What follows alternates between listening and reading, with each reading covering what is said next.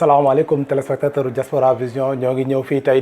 dalal fii suñu xarit suñu mag Baye Diouf muy consultant en immigration di ko xam ne kii képp kuy wax immigration fii ci Italie foog nga laaj ko son avis donc ak Baye Diouf tey dinañ waxtaanee benn xew-xew boo xam ne bii waa Horizon Sans Frontières bi nga xam ne Boubacar Seye moo ko jiite war nañ ko amal muy prix international pour la paix et la sécurité IPS boo xam ne bii ñoom ñoo ko initié tuddee ko Cheikh Mourtala Mbacké Baye Diouf nag du moom mooy wax ci prix bi directement mais dinañu wax lan la xalaat ci prix bi ak balaa ñu koy jox mu nuyoo sax dinañ ko laaj lan la xalaat ci Boubacar Seye bi nga xam ne depuis une dizaine d'années ñoom ñaar ñi ngi collaborer muy ci wàllu immigration consultance en immigration ak ci wàllu migrant ak yooyu yëpp dañ lay jox nga nuyoo Baye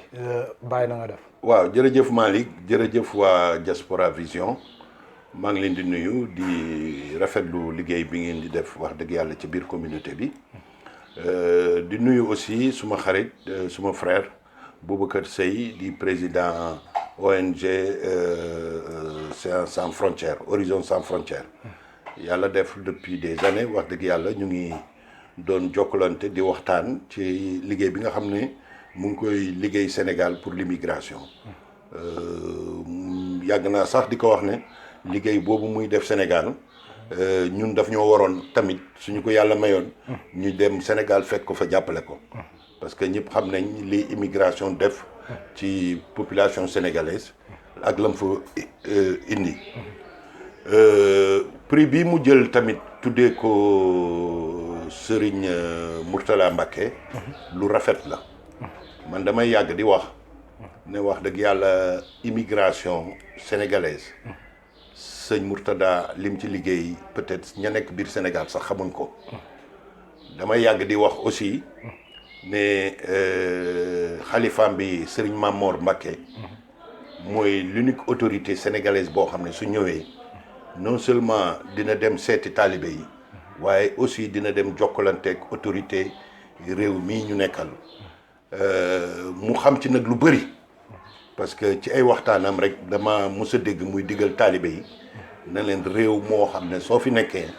lépp loo def dañ koy bind da nga war lépp looy def muy leer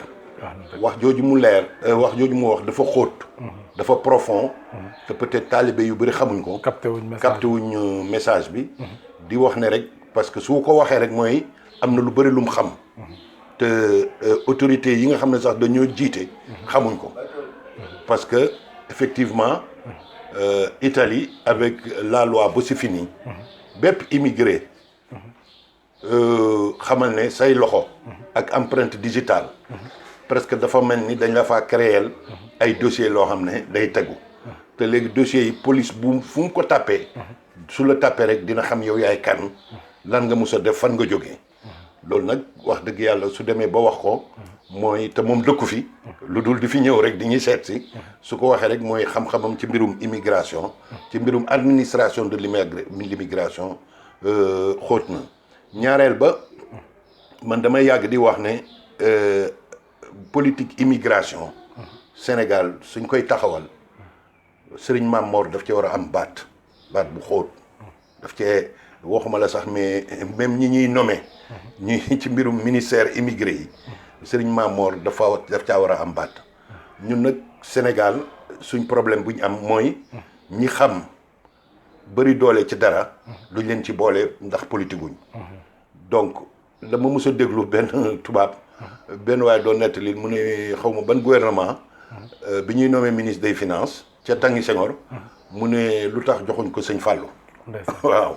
lu tax nommé wuñ sëñ Fallou ministre des finances parce que moom tubaab boobu nee na sëñ Fallou li muy mobiliser ni mënee mobiliser économiquement ak financièrement Sénégal dañ ko waroon jox mu nekk ministre des finances donc loolu day wane suñu réew dafa am ñu am doole xam mën malheureusement ci dañ leen di yemale rek ci mbirum liggéey sëriñ waaw ci affaire yi sëriñ naam gaa loolu lañ leen xamee mais nag war nañ leen di leen consulter même suñu leen mënul nommer sax dinañ leen di war consulter politique boo xam ne ñu koy def ci noonu politique immigration ku ko bugg a taxawal Sénégal mu jaar foo jaar nga dem toog wax ak sëñ Mamor lam lay wax nga jàpp ko appliquer ko suñ ko appliquer duñ jëm kon nag suñ demee tey ba jël prix tuddee ko sëñ Mourtada di waajuram wax dëgg yàlla duñ def dara lu dul gërëm ONG Horizon Sans Frontières parce que tout Italie gii sëñ Mourtada lépp nu nekk ci mbirum immigration moo ko rëdd ci loxoom rek ci lam rëdd rek la ñuy topp. Baye ci sëñ Mame Mor sax la ñuy des. nan la lay def ñoom ñu choisir d'abord le 8 juin.